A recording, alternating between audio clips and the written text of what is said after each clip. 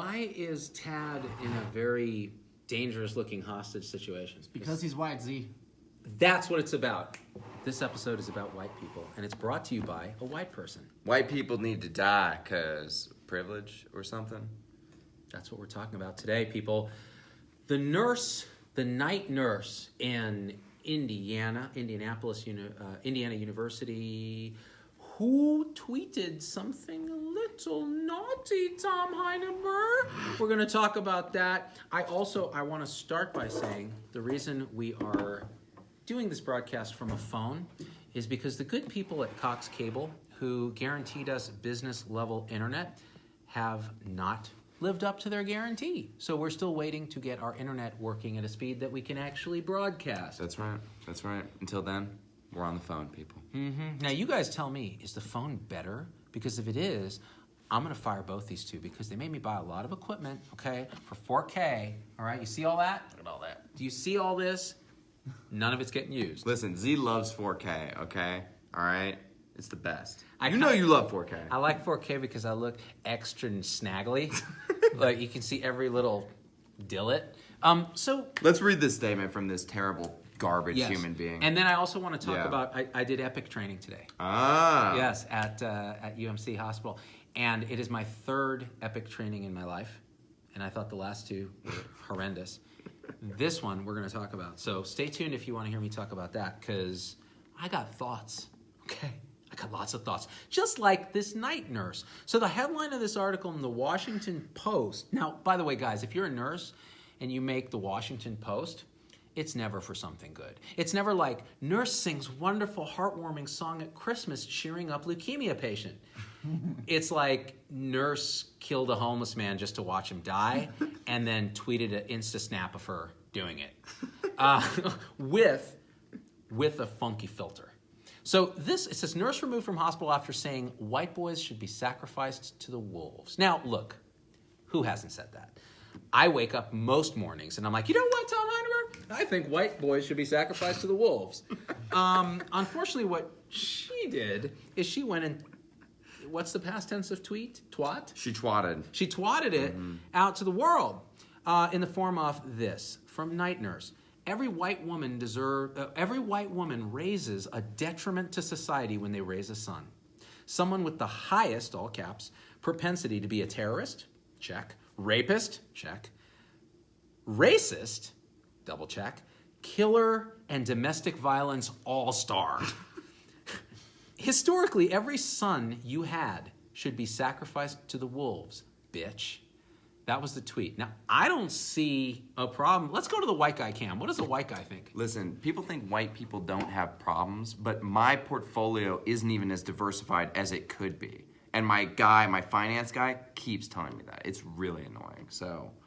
Do you understand, Night Nurse? If you had thrown Tom Heineber as an infant baby Tom, whose head was still the same size that it is now, but on an infant body, if you had thrown him to the wolves, he would not have been able to diversify his bonds as an adult, which is a huge problem.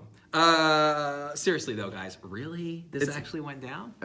It's obviously just so racist, like, to say shit like this, whether the person is white or not. What's this thing that you can't be racist against white people? You can absolutely be racist against white people. Judging anybody based on their race is racist. This is pretty racist. Yeah. This is the textbook case of race. Now, here's the interesting piece. As you guys know, the ZDogg is tuned into the Z-Pack. Kind of like when Neo plugs into the Matrix. He knows Kung Fu. Well, we have almost 700,000 people on Facebook who know pretty much everyone. So when this story came out, I got messaged by a few people who know this nurse at Indiana University and said that, and this was opinion and conjecture, and I'm keeping it anonymous, but that in nursing school, this was a problem child who had a lot of problems, but somehow got through, and they were not surprised at all that this went down. So partially this is, okay, it's obvious this is a racist, stupid thing to do. It's unprofessional. This happened in Colorado to an anesthesiologist who subsequently lost her job at University of Colorado because she said racist stuff about, I believe it was African Americans or something. I forget what it was. So it was the opposite, white on minority instead of minority on white. But either way, racism is racism, and what ended up happening, she got canned. Well, this thing, same thing, really stupid statement, got canned by IU. But the bigger question is, when you see signs of this kind of unprofessionalness, and we've seen it in medical school and some of our colleagues, and how do you weed it out? How do you keep it from actually infiltrating into the real world? Because this person takes care of patients. If she's taking care of white children who are sons, right, and then she's tweeting, oh, they ought to be left on a mountain to be picked up by wolves, which, by the way, 2 words, Jon Snow. That's right. Okay? Actually, he was raised by the Starks, but anyway. They're effectively, their sigil is a wolf. Okay? It's a dire wolf, okay? Good point. Yeah, anyway. Good point. She did not specify the type of wolf. So if it was a dire wolf, it would have been another subject. Well, like, all right, like you can't go back to work for like a hospitalist group ever again in your entire life because of all the things you've said online. Wait, what? Yeah. I have not said anything that I don't firmly believe. Okay?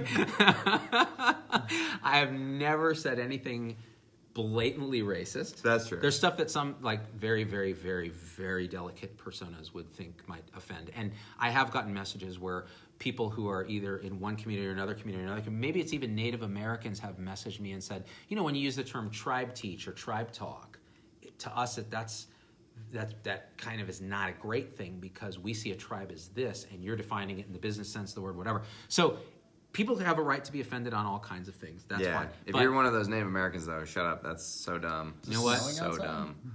Okay. There's not a snow fig, see. Oh, here we go. Conservatives. So see when you said that, Tom, I felt like the Native American in the boat with the single tear coming down. Okay, which wasn't a Native American. It was actually an Italian American actor pretending to be an Indian to be upset about pollution in those iconic 70s ads. So we've come a long way in terms of cultural sensitivity. This is not a good example of cultural sensitivity, but it is a good example of how someone might have fallen through the cracks if members of the ZPAC who've messaged me are to be believed as to the veracity of this woman's insanity during training. So it's interesting, guys. What do you think, ZPAC? What do we have in terms of comments? Let's see. Blah, blah, blah, blah, I have an ongoing, often awesome relationship with the night staff at the hospital near my work, says Kayla Hazley. When I have to take my work kiddos to the ER all the time. So that's good. I'm part Native American. You can be part of my tribe. It's all good. Shelley Karn. Awesome. We've done 23andMe. We're going to find out if Logan and Tom have Native American in them, especially for Tom, who needs apparently absolution for being white because otherwise he's going to be left on a mountain to be eaten by wolves, according to night nurse. I'm the whitest white person in America, so there will be nothing in my DNA. As the whitest white person in America, bestow some of your whiteness on us. Give us a quote. Say something that only a white person of privilege would ever say. Let me see. Dig deep. Me and Barb, we're going to Aspen for the winter. How's that? You know what sold it was the pause. Yes. For the winter. Because when you're a rich white person, yeah, you can just you can just make people sit there while you say whatever you feel like saying. Right. And everyone will just hinge. They'll just hinge on that. What's he gonna say for the winter? Oh, it's the money shot. I've said it before, but the greatest part about being white is that you know that there's nobody helping you. Like, no one cares about you. You're just a random person in the universe, and, like, no one gives a shit. That's the most existential variant of an understanding of race that I've ever heard. You just know that there's no big system keeping you down. It's just everyone's an asshole all the time. Something happened to him as a child. I think maybe you were left on I know your dad, he's actually a real upstanding guy. He might have left you on a mountain to be eaten by wolves just to build up your character and then save you at the last minute. That's right. Or let you be raised for a while. Yeah. Aaron Bubb, Dustin, what is Yorkshire pudding? That's a white person question. Yeah. Yeah. Can she lose her license over this? Lisa wants to know, can she? I don't know about losing a license, and that would depend on Indiana laws and the boards of nursing there. So they're they are very specific to states and to individuals. Now, remember, there was a nurse in Canada who got in legal trouble and sued and stuff for their nursing board. I forget if it was in Saskatchewan, where she was posting stuff on social media that was negative about the hospital where her grandfather, I think, or grandmother was being cared for. So all the social mores and the ethical mores depend on where you are. Dude. Here's a great comment. Stacy Rebrel, stop trying to feed the wolves junk food. You just got called junk food. How dare you? How dare you? White people, hey, you need white people in your lives. Like Owen says, off topic, I dumped all my savings into Bitcoin, like Tom says, and made a fortune. Yeah, we give great financial advice, okay? Hashtag white people. This show does not represent financial advice. Past returns are not indicative of future results. Please do not invest in any way based on anything Tom Heinever says unless you are insane and are willing to lose everything plus more when he asks you to short something. I'm an IU nursing grad. As a mother of a son, I'm appalled at the night nurse's statement. Regardless of my race, I'm glad IU fired her, Jeanette Wooten Wilson. Yeah, I kind of concur with that. By the way, Night Nurse, incredible song by what's his name? Reggae guy. Night Nurse? Night Nurse. That's how it goes, a reggae song. I don't know that Z-Pack, song. you know that song, Night Nurse by... It's killing me. It's a great song, though. Whoever knows it, make a comment, because you know I'm not crazy unless I'm crazy. Jeff Morris says, I'm so white, I'm translucent. Me too, Jeff. Me too, buddy. Someone, for some reason, Varney Vanal says, this is Sparta! Because of the leaving for the wolves. Because you leave the babies for the wolves. Yeah. There it is. Yeah. I'm part Cherokee. My great-grandmother was full-blooded, and part from Denmark. My grandpa, Jen Walters. Well, thanks, Jen. Thanks for telling us all your sordid history, okay? Look, many of us are ashamed of our Danish past, but you just put it all out there. You're like, you know what? I'm Danish and I'm proud. Also Native American. Should we talk about Epic? Yeah. Tell me about your Epic training day and how it went. I feel like Denzel Washington in Training Day. So Somehow I don't think they're the same. So you got to understand, our hospital was on McKesson. And I learned McKesson when I came to Las Vegas to be a hospitalist here. I had been on Epic, both at Palo Alto Medical Foundation, where I worked in the outpatient side, and then Stanford Hospital, a different instance of Epic for the inpatient side. They were very different installations, and they did not talk to each other, even though the institutions were across the street from each other until much later. So I've been through the Epic thing. It's been about 6 years since I've been at Stanford doing practice there. So I hadn't seen Epic for 6 years. Now, they're getting rid of McKesson because apparently McKesson is, quote, sunsetting their EHR at UMC. I don't know what that means, but it sounds like they're like, you know what? The CHR sucks, and we're not going to make it better because we're tired of you people. We're out. That's what it felt like. So they did a search, and they found Epic. Now, here's my thing. I actually like Epic as far as an EHR goes. It's robust. It really depends on the instantiation of Epic. In other words, how they install it specifically and customize it for where you're using it. So when these guys train me, normally the training is a 3-hour course. I did it in 45 minutes, even though it's been 5 years since I've used Epic, because the trainer was good and it was very intuitive, which here's the things I liked about it and here's the things I hate about it. The first thing I saw was this dashboard, the snapshot first screen, and it was so busy, I wanted to punch myself in the face. Because it was just like, blah, all this information, labs, medications, admission status, this, that, the other thing, medication reconciliation, blah. And I'm like, you need to make this stop right now because this is hurting me. But then once you start to get a feel, you realize everything's reasonably intuitive. There are way too many clicks.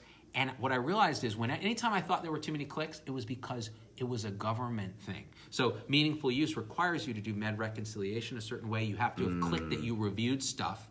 And co-signing notes, doing other things like that. Then going into the note templates, they are the classic boilerplate bullshit. And that's just EHRs in general. This is how you write a note now, Tom. It gives you all, it's like a Mad Libs. Yeah. A choose your own adventure. So on the left, you have all these tabs like headache, fever, nausea, normal, abnormal. And you just go, 42-year-old male with abnormal headache, not pregnant, this, gay, this, has sex with men and women, click, plan, go home, click. And the whole note looks like a goddamn just boilerplate piece of shit. But the thing is, then you start drilling down and you go, wait, so what if I asked her, what if I want to customize headache? I don't want to just write headache. I want to write worst headache of the life, frontotemporal, radiating to the penis. Well, there's a little side button where you click that and it opens up free text. So then you go, and you put in the free text, and then it pops it in. Now, this is the physician instantiation of Epic for hospital medicine, so it's inpatient. I got through it really quick. I found it mostly intuitive, but boy, there's a shit ton of clicks. It totally destroys the art of medicine because you're writing notes that don't make any sense. I thought the medication order thing was generally okay. The order sets weren't terrible, and it does flag duplicate orders. So if you put an order set in for blood transfusion and an order set in for admission orders, and they both have vital signs Q4 hours, it will flag it and go, this is a duplicate. So that the nurses aren't going crazy going, we have 4 sets of vitals or 4 Tylenol orders or 4 whatever, all slightly different doses. So there are some things that seem to be more robust. I thought the training was pretty good. Here's the problem. EHRs in general are designed to bill. So a lot of it was like, okay, now how you do your level 3 billing. You do click, clack, click, clack, and you bill by time, and you do this. And I'm like, that should never have to happen. We ought to get paid in a totally different way on actual outcomes. This ought to be integrated so that we share this record with everybody. It ought to be collaborative so multiple people can write in the same note at the same time and be tagged with who they are. That's what we had in our EHR turntable. So there's a lot of growth to be done, but I gotta say, look, it's come a long way since I started. One of the bad things is there's even more clicks.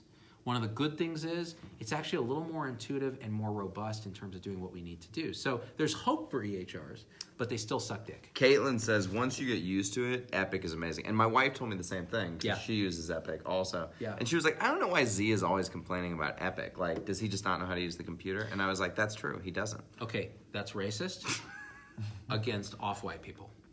It's also, here's why, and actually, I think we've talked about this before. It's worth repeating. I don't hate Epic. I hate the concept of the EHR in its unrefined form, in that now we're spending so much time going click, click, click, click, click, that the art of medicine has been compromised. Right. We can get into balance with that. But don't you think that's like, isn't it just a moment in technology that, like, while we're here in the smartphone era, like once we get to voice to text and like we have smarter AI assistants, you'll be able to just be like, all right, this guy's got a headache, and then Google will be like, I have noted. So what they're working on now is voice recognition that actually allows you to fill your whole note in through voice recognition instead of typing. Yeah. So look, they're getting there. Or what if it's in the room? You know what I mean? Like, what if it was just in the room, there was a mic, and it picked up everything you said between you and the patient? So they did a trial with that for Google Glass. So remember the glass holes? Yep. To walk around wearing the glass? It would actually record the entire patient visit and transcribe some of it. And so they were working on that. So it's coming. Yeah. I am a big believer in technology to help What about Snapchat glasses? Oh, hell. Are those coming? Because those are dope, I think. They're about as dope as Facebook stories. That's right. Yeah. Z wanted to use Facebook stories, by the way, and I was like, don't do it, Z. It's the lamest. No one's there. And I'm like, no. All I got to do is click this button, and there'll be a story right there. I was like, don't do it. He talked me off. Everyone will make fun of you. He talked me off the ledge. Mm-hmm. He said it's for chumps. It's for chumps and wheezers. People who wheeze. Yeah. I'm like, I wheeze. So yes, I believe that we can make things like Epic better. Right now, they're serving the wrong master. They're serving hospital systems and billers and insurance and government. They're not serving patients and doctors and nurses and respiratory therapists and dietitians. So we'll get there, and I do think we can. Now, and the thing is, I was there when it went live at Stanford. I've been using it for 10 years. I'm not a Luddite with computers, but the biggest thing I hate about it is now you can take it home and it can dominate your life. So you can go home and instead of having pajama time with your kids, you're going click, click, click, click, click, click, because you can. And we're all type A. We want to get it right. Tom knows. Tom will post something and I'll be like, I got to change that letter to this. Yeah. And because that's how we are, but now you give us Epic, we'll do that all night for patients. And it doesn't necessarily help patient care, but it makes us insane and it makes us burn out. So on that note, Tom Heineberg. Well, you know what's really interesting? I didn't really realize that like the UI is not built for the actual user. No, it's not. Which is nowhere else in software can that be found. And everybody in health IT will tell you, well, that's the big challenge now is making that UI, actual user interface, usable. It's like, you think? You think we could have done that in the beginning? Because now we're stuck with crap. Like, Internet Explorer, Safari is easy to use. You know, QuickBooks is easy to use. Why can't an electronic health record be easy to use? There's nothing exceptional, really, about it. That being said, any other comments? Let's see. Our docs use Dragon too, Danielle Heineberg. That's your Danielle Heineberg. Yeah. She's hot, man. I like her. I can't comment on these things because I have a wife. Motion sickness with all that movement, LOL. Sandy Oliveira. That's your camera work. But I actually like it. Yeah, there it is. Well, guys, should we wrap it up so that we can keep it to 19 minutes, under 20 minutes, so you guys can hit share, hit like, because we like it when you do that. Stop racism. Yeah, just stop it. Yep. Just stop it, you guys. You know what? It's just Morty's killing Morty's, man. If you guys get that reference, hit me up. On that note, Z-Pack, we love you. Logan loves you. Tom kind of likes you, but he's not in like with you. I'd like you better if you bought Bitcoin. Just saying. You're manipulating the market, Tom. This is not financial advice.